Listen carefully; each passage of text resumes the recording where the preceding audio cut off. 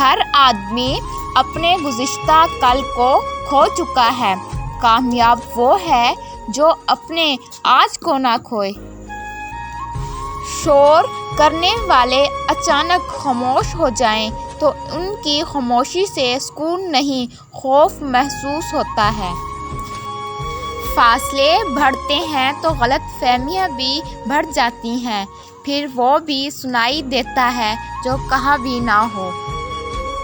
نیک بننے کے لیے بھی ایسی کوشش کرو جیسی کوشش خوبصورت دیکھنے کے لیے کرتے ہو۔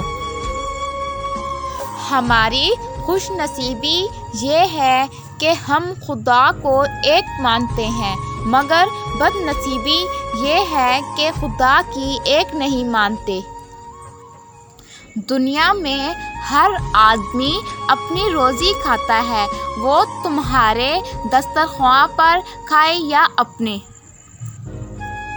صبر والے سکون میں رہتے ہیں، کیوں نہ کہ انہیں معلوم ہوتا ہے اللہ بہتر کرے گا۔ ڈھونڈنے پر وہی لوگ ملتے ہیں جو کھو گئے ہوں، وہ نہیں مل سکتے جو بدل گئے ہوں۔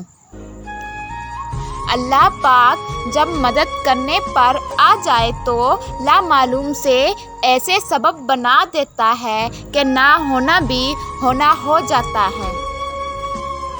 دنیا میں کبھی کسی اچھے انسان کو تلاش مت کرنا، خود اچھے بن جانا۔ ہو سکتا ہے آپ کے اس کام سے کسی اور کی تلاش ختم ہو جائے۔